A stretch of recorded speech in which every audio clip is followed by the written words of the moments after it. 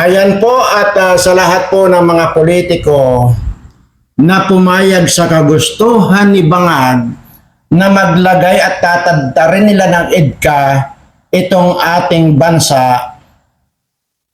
Kayo dyan na mga sip-sip kayo, na mga animal kayo mga politiko, kahit mali na, ay pinapayagan ninyo itong bangag na ito. Kaya ang masasabi ko sa inyo, mga putang ina nyo, mamatay na kayong lahat ng mga hayop kayo. Tahasang lilitsunin yung mga kababayan natin pag dumating itong girang ito. Yan ang sinasabi ko sa inyo. Yan din yung matagal nang sinasabi yan ni Pangulong Duterte dati, kaya nga ayaw niya makipagkaibigan dito sa Amerika na ito kasi alam niya na traidor, manggagamit itong Amerikanong ito. Ngayon, ano ang basihan ko na para magsalita na ganito, na tayo raw ng mga Pilipinos ginagamit lang nitong mga Amerikano? Mamaya po yan, huwag muna kayong mag-react. Mapapakinggan po ninyo yan.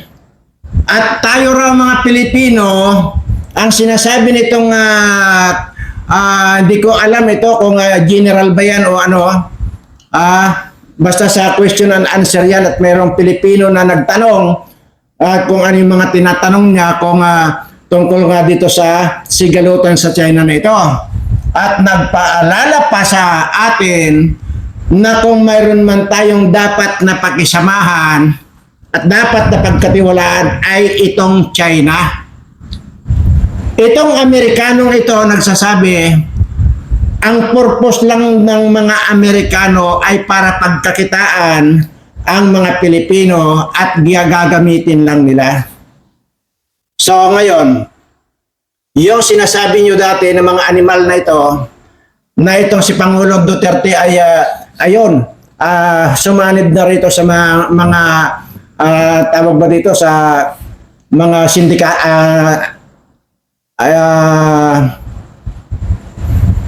makakaliwang bansa kagaya ng China. Kaya na pala, ganun na lang ang pagkaayaw ni Pangulong Duterte sa mga Amerikanong ito dahil alam pala niya. Nagkamali ba si Pangulong Duterte doon? Definitely hindi. Nagkamali din ba si Pangulong Duterte na pagkasabi sa atin, nag-warning niya, nagbigay siya sa atin ng hint na kung saan ay meron kumakandidatong weak leader at Bangag? Hindi po. Dahil napatunayan naman na talagang Bangag na talaga. Ito po ang nakakapangilabot at sa totoo lang po, habang pinapanood ko po kanina ito, nakakapangilabot. Grabe ang pang-iinsulto nitong Amerikano na ito sa atin. Ang sinasabi pa nga niya, kayong mga Pilipino, hindi namin kailanman gusto kayo. Lalo na itong si Mike Abe na ito, na napakalaki daw ng ilong. Ayan. Sinabi niya yan. Ewan ko lang nga mamaya. Papapakinggan nyo naman yan kung baka mamaya kung na ako na sobrahan ng sinasabi ko. At lalong ayaw din nila na mga Amerikano na magkaroon sila ng kaibigan na first lady na butod. Sinabi rin niya yan. Mamaya mapapakinggan ninyo. At ayaw din nila, sa katunayan nasusuka daw sila at nadidiri dahil mayroon daw tayong mga Pilipino na senador na may virus. Ayan na. Nakakapangilabot ito. At ayaw din daw nila na may kaibigan na presidente na Bangag. Yan ang sinabi nitong Amerikano to. Tika nga, pakinggan muna natin, baka mamaya mali yung pagkadinig ko. Pero yun ang pagkakasabi. Just so you know, I have a little bit of background in the Philippines. In 1986, I was deployed there as a platoon commander to reinforce the Subic garrison after the fall of... So, ibig sabihin ko ito, sundalo pala ito at na-deploy doon 1986 dito sa atin. Ito yung nagsasalita. Ayan ha, pakinggan niyo mabuti ha. Teka, paano ba? Ayan na lang siguro, paano ba? Teka. Sige. Pagtyagaan ko na lang hawakan para sa inyo. No? So I have a warm spot in my heart for the Philippines. Let's build upon what Colonel Wilkerson had said earlier. The United States is incapable of fighting a sustained conflict against a peer-level force. The United States cannot fight and engage China and win. We will not beat the Chinese. We cannot beat the Chinese, and we know this, and yet we're using the Philippines to create the conditions of potential conflict with the Chinese. Please understand that for the Filipino people, this is a recipe for disaster. You think America is your friend. So too did the Ukrainian people, and they are dying by the hundreds of thousands. Friends don't let friends die in those quantities. The Ukrainians have been displaced by the tens of millions. Friends don't let friends have their cities destroyed in this manner. Friends don't let friends have families separated, have mothers and children destined to a life of refugee status and perpetual poverty. That's not how friends behave. America has never been the friend of the Ukrainians, and we are not the friends of the Filipinos. We don't like you. If we did like you, we wouldn't be doing this to you. We are using you. You are a tool, nothing but a tool. And when the tool ceases to be useful, we will discard you. And discard you means usually after a war that devastates you. We are using you. Yan na, ang liwanag po. At ang sinasabi po, kung talagang kaibigan tayo nila, hindi nila tayo ipapahamak. Iyan po yung sinasabi po dyan sa Ukraine na ipinahamak lang ng Amerika ito dahil nag-assume lang itong Ukraine na kaibigan ang Amerika. Ganon din po tayo at in-address niya dito sa Pilipinas ito. Ang sinasabi niya, we don't like you. Sana ba yung sinasabi rito na especially to this First Lady who's big button. Ayan, sige. Gain some sort of momentary leverage over the Chinese. We will fail. The Chinese will win, and you will be destroyed. End of story. It's high time the Filipino people pressure their government to start sitting down and engaging the Chinese government responsibly. China is not your enemy. China is your neighbor. China is your friend. China doesn't want war, and if you would engage China in diplomacy, and as we've all indicated here, America has long since lost the skill set necessary to carry out diplomacy, but the Filipinos, the Philippine people can reignite this, to relearn it, to use this skill to prevent a war. But if you continue to behave as colonial subjects, and I know that's a sore subject in the Philippines, because you were the colonial subjects of America. We still view you as our colonial subjects. We don't like you, we don't care about you, we just want to use you. Grow up. Grow up and act responsibly. Take control. Nakakapangilabot lang. Wala daw silang pakialam sa atin. Ayan. At lalong-lalo na, ang purpose lang daw niya ay para pagkakitaan ang Pilipinas. Kaya nga, tapos nag-i-ignite pa tayo ng akala naman daw nila ng Pilipinas ay kakampihan tayo ng Amerika. Never daw na naging kaibigan ng Amerika ang Pilipinas, at yun na nga po ang sinasabi rito.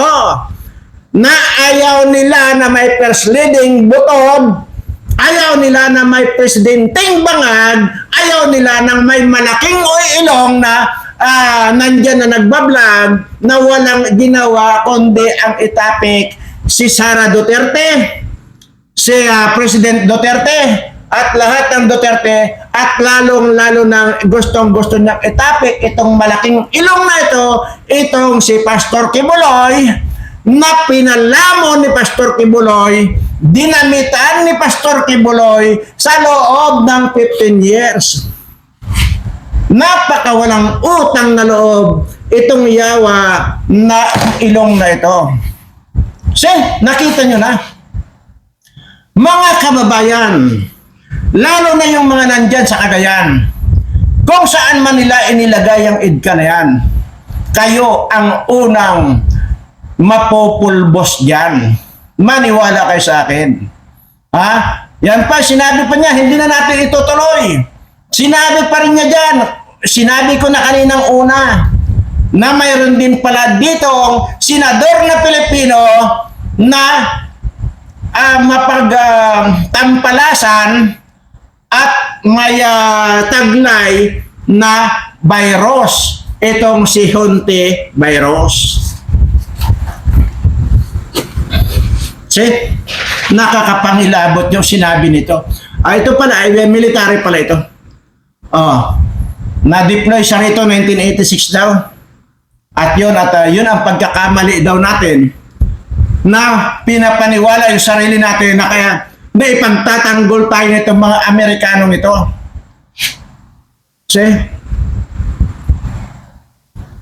So tamang-tama pala na ang naging kaibigan, ang kinaibigan ni President Duterte ay itong China. Kesa sa Amerikano, yan na. Yan ay, kung hindi ako nagkakamali, iba'y ranggong general ito. Itong taong ito, hindi ko kilala, hayop na yan. Ilang bisit niya inulit. We don't like you. We don't like Filipinos.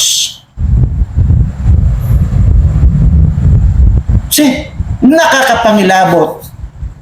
At ginagamit lang daw tayo ng mga Amerikano, samantalang Amerikano ito.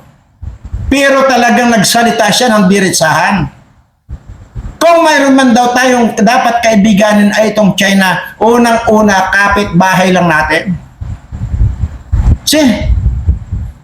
So ngayon, ano ang masasabi mo dyan, bangag, sa na yan? Kaya nga po, bago pa lang magkagira, bago pa lang sumiklab itong gira na ito dahil ang provoke na ito ay itong bangag na ito para magkagira. Yun na nga po ang sinasabi ko sa inyo, paulit-ulit na kaya gustong magkagira ito para mapagtakpan yung mga kabalbalan, mapagtakpan yung mga kinulimbat niya ng pira dito sa ating bayan. Ngayon, nagpipigil pa raw talaga ang China. Papaano na kung hindi makapagpigil dito sa po-provoke nitong bangag na ito? Bigira na ito. Siya na rin ang may sabi na akala nyo ba may makakalibre sa inyo pagka talagang nagkagira ito? At kakampihan ba kayo nitong mga Amerikano? Samantalang Amerikano siya ang nagsabi. Tingnan pa natin, baka pa may masabi rito. Future. America is not here to help you. America is here only to use you until there's nothing left, and then we will discard you on the trash heap of history. Ayan na, tapos na pala yun. Ayan pa, Came in, Tapos na pala yun. your Iwo Jima, the Valley Forge, the Guadalcanal. Nagpaalala pa sa atin. Kung talagang wala raw kaibigan na magpapahamak sa kanyang kaibigan, yan ang maliwanag na sinabi nito. Nakagaya nitong ginagawa nitong Amerikano na tayo ang ipinupron sa girang ito na samantalang alam niya na talagang mapopulbos tayo. Tapos itong si Mike Abe, walang ginawa ito, kundi purihin itong mga nakalagay dyan na idka ng mga Amerikano. Ayan na nga, sinasabi niya maliwanag. We don't like Mike Abe because he has a big nose.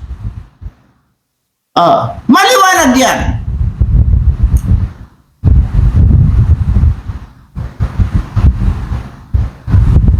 Di ba?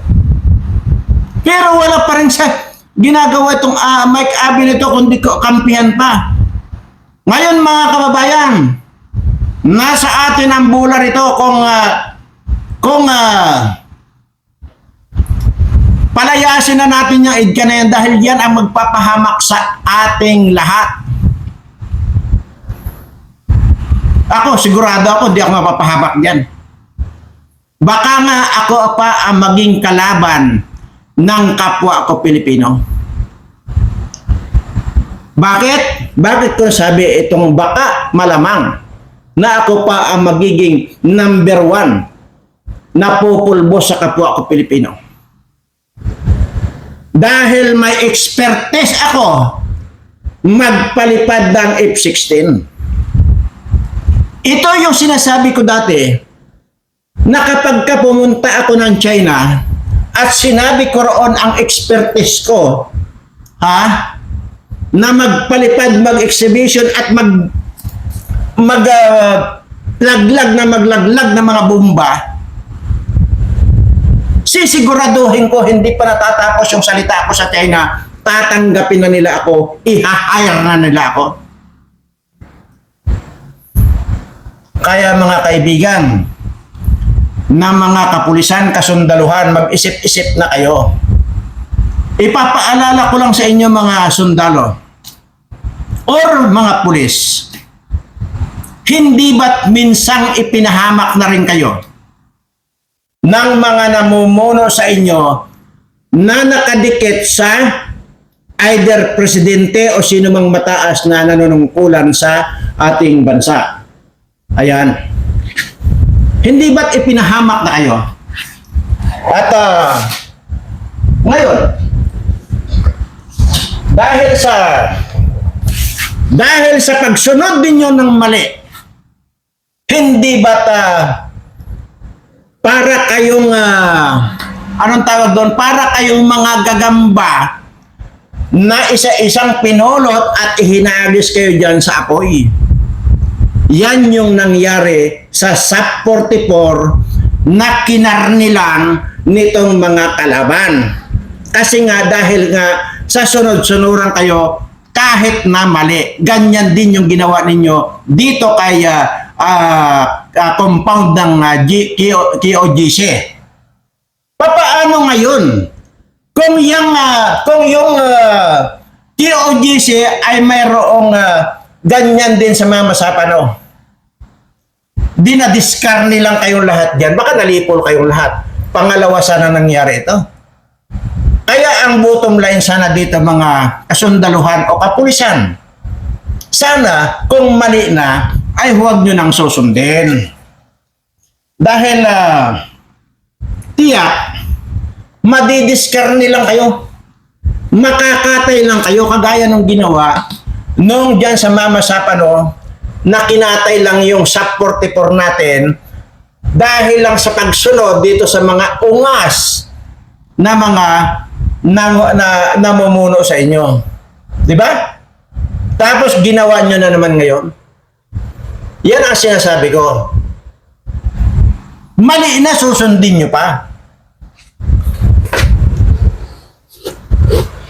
Imaginin mo, para lang nagbigti, para lang nagpakamatay ng sarili nila, yung sa mga SAP 44 na talagang akala mo parang mga manok lang na inatay doon sa Mama Sapano.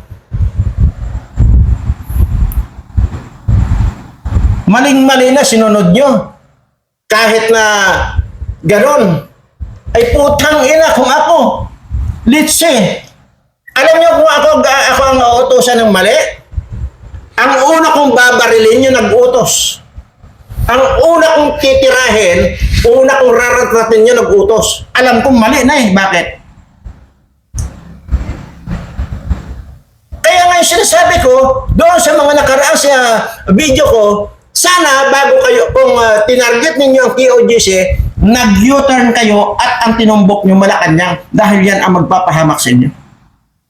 Sa ating mga Pilipino. Ako wala akong problema eh.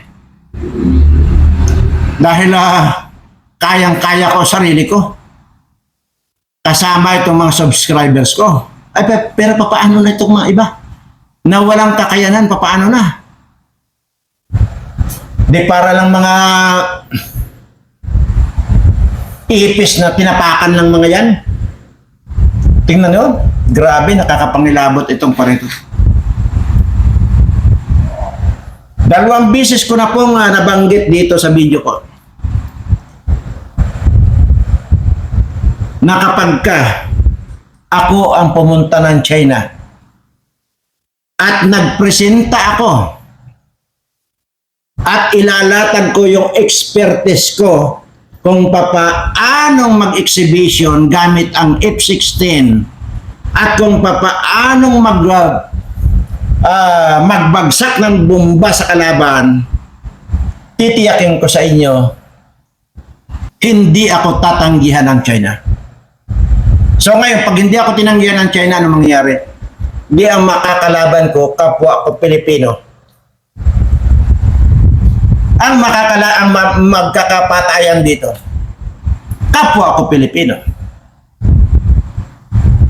Dahil sisiguraduhin ko sa inyo, na kapag ginawa ko yun, at sinabing magbigay ako ng sampol, sasabihin ni Xi Jinping sa akin na, sige nga, magbigay ka ng sampol, ito ang F-16. Sasampulan ko kayo.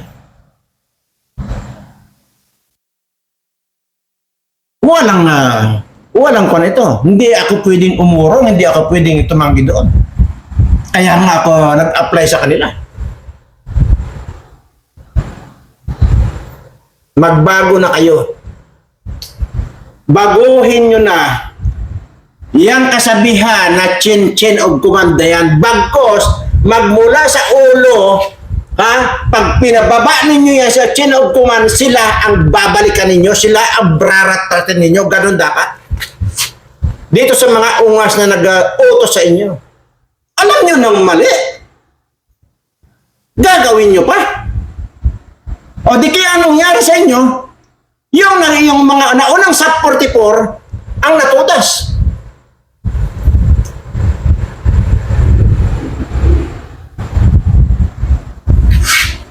Mag-isip-isip kayo.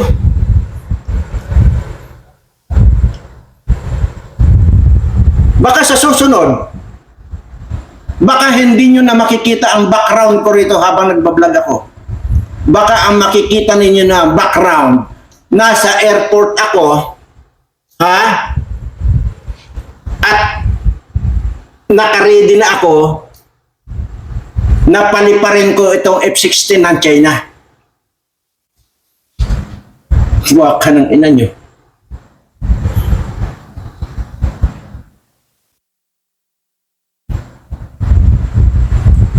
Buisit kayo. Bago pa lang kayo ipahamak ng bangag na ito, abay mag-isip-isip na kayo. Wala kayong lalabagin sa batas kung ipahayag ninyo ang inyong saloobin na dapat mawala yung pwedeng possible na magpahamak sa bansa at sa ating mga Pilipino. Tingnan nyo. Imaginin mo sa grabe. Kung papaano nakakadurog ang talaga, Diyos ko naman. Grabe itong kuna ito. Grabe. Sobrang grabe itong sinabi nitong kuna ito. And both Scott would agree with me. America. Ito Following orders from ito yung question ng kuna ng Pilipina natin Sige, pakinggan nyo.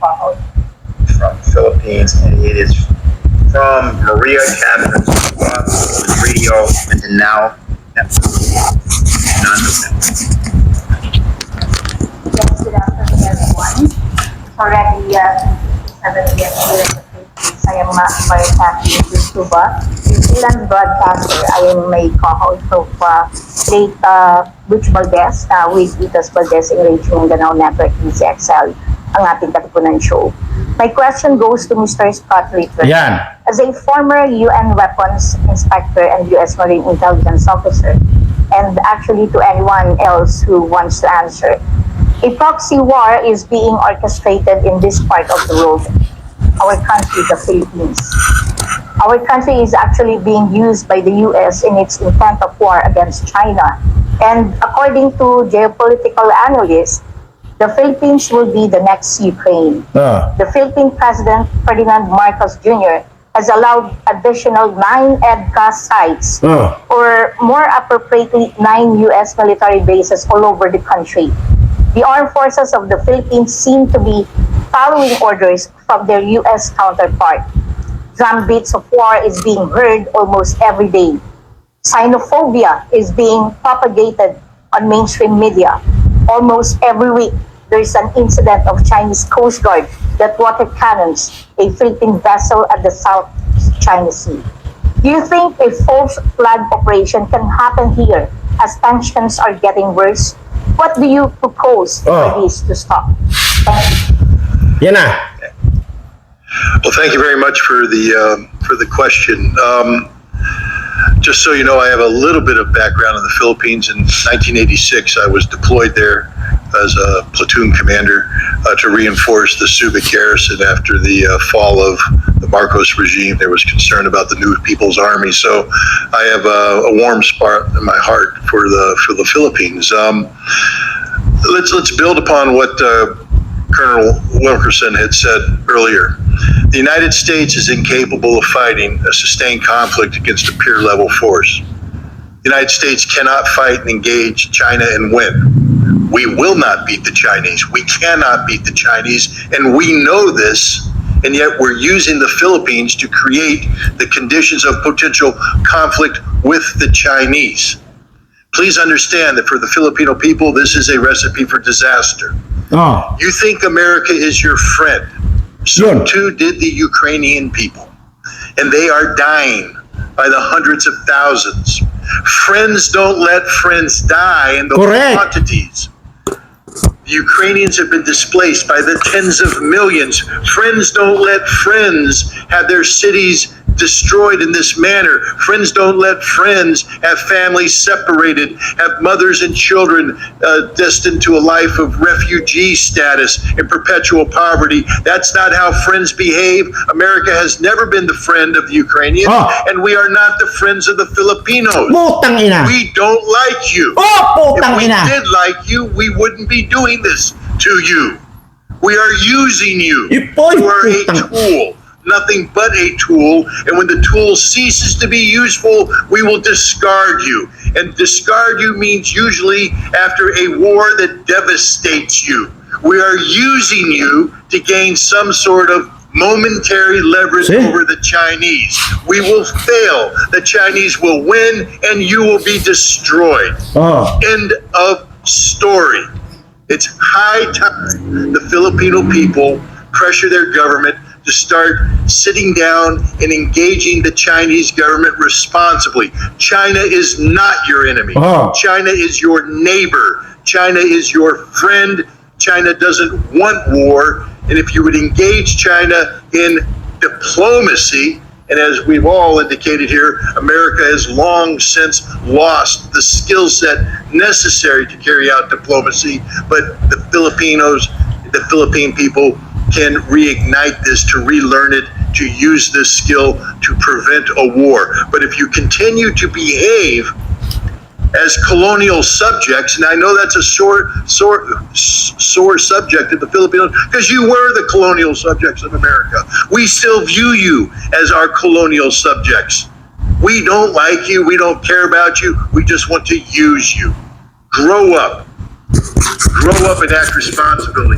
Take control of your own future. America is not here to help you. America is here only to use you until there's nothing left. Hindi raw tutulong ang Amerika sa atin. Ito nagsasabi. Ha?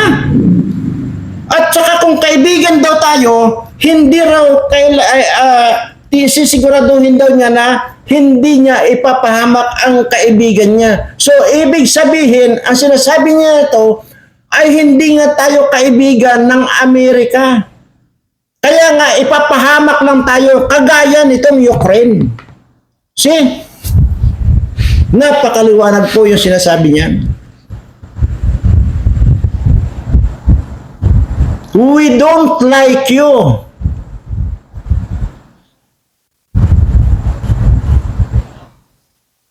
Especially Mike Abe. We don't like Mr. Abe. We don't want to say who has a big nose. Yan ang sinasabi nito. We don't like also to have a friend, our first lady, who has big button. Yan ang sinasabi niya. Maliwanag. Ano pa ba ang kailangan natin gawin ngayon? Palayasin na natin itong animal na naglagay dyan sa idka na yan. Dahil hindi naman daw pala tayo tinuturing na kaibigan nitong mga Amerikano, bagkos ginagamit lang tayo.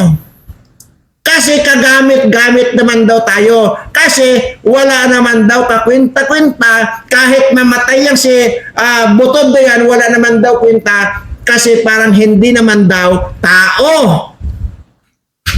Oh.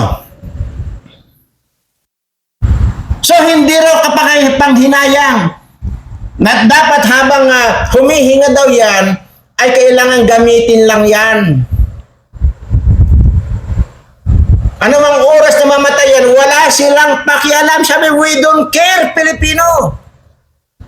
Oh, kahit bukas na, mamatay na itong butod dito, wala silang pakialam. Kasi nga, butod siya. Nandidiri daw silang makakita ng mga ganyang kaibigan, kaya hindi raw sila nakikipagkaibigan sa mga butod at malalaki ang ilong na kagaya nitong si Mike Abe at itong si Larry Gadon na bubo. Maliwanag! Ewan ko, hindi ko narinig na sinabi dyan. Pero parang yun ang nasa nakapan. Kaya nga hindi na natapos yung yan. Dahil nangingilabot na ako sa sobrang pang-insulto nitong Amerikano to. Which is, ito yung totoong nagsasabi. Itong taong na ito, talagang totoong nagsasabi. Tama yung mga pinagsasabi niya. Imaginin mo, nagsalita siya na walang kagatol-gatol na gano'n ang sabihin niya. Oh. Sinabi pa nga niya, kasi 3 beses, 4 beses yata niya sinasabi dyan na we don't like Filipinos. Ganon din, 3 beses rin niya yata nga binanggit dyan na ayaw nilang may senador na may virus. Kasi makakahawa daw yung virus na yan na nandyan sa Senado. Yun yun.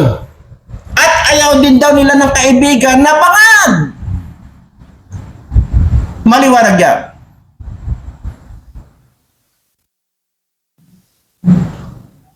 Ito ang pakatandaan nyo mga kababayan. Lalo na sa kapulisan at kasundaluhan. Akala ninyo, kayo lang ang masasalba o ano? Walang masasalba, maging pamilya ninyo.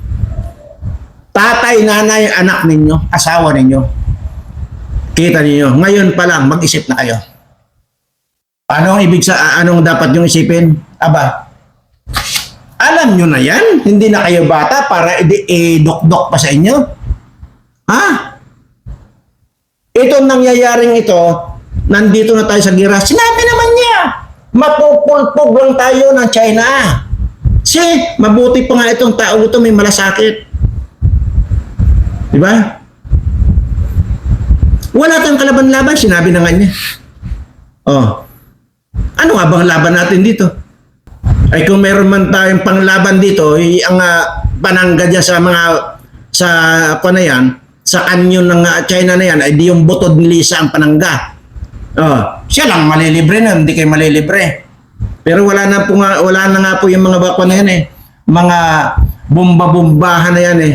Kundi ang nuclear na po ang gagamitin, at yung nuclear na yan ay tiyak walang makakaligtas sa tindi ng radiation yan, natatama. Ang makakaligtas lang itong mga subscribers ko. Kayong mga hindi ko subscriber, wala kayo, abo kayo pag nagkataon. Kaya kahit na hindi ko kayo subscribers, alamin ninyo dyan yung video ko itinuro kung ano yung gagawin ninyo. Mayroon akong itinuro dyan para makasurvive kayo. Kahit na hindi ko kayo subscribers. Kaya nga ang hirap nga sa atin dito, ang pinapanood nyo yung si Mike Abe na puro na lang pag-aalipusta dito sa mga Duterte kay Pastor Kibuloy na sa bagay hindi naman nakakapagtaka yun. Kung si Pastor Kibuloy nga na pinalamon at binihisa na pinagmukha siyang tao ni Pastor Kibuloy, ayan, puro kataraidoran ang ginagawa kay Pastor Kibuloy nitong si Mike Abe nito. Diyan lang sa SMN ay nagmukhang tao yan. Diyan lang din natuto yan kung paanong maglagay ng necktie. Nakita nyo ba? Yung paganyan-ganyan pagka nagkukunin, paganyan-ganyan pa ang necktie niya. Kaya mga natuto lang, ang yabang na. Diyan lang natuto na magkabit ng necktie yan. Sabi ko ngayon, tingnan mo itsura niyan. Walang ginawa kundi ang tumapik kay Sara Duterte, President Duterte, kay Pastor Kibuloy. Ayan ang alam nito. Kaya yun ang sinasabi nitong Amerikano na ito, na nadidiri sila, na nakikita, kaya ayaw nilang makapagkaibigan sa mga Pilipino dahil nakakadiri, lalo na kung nakikita nila itong ilong ni Gadon at ilong nitong si Abe. So, sige, at uulitin ko lang po. Pagka nag-vlog na ako at ang background ko na or nandun na ako sa kwan, naka-upo na ako sa upuan ng F-16, aba ay manginig na kayo. Maraming salamat po.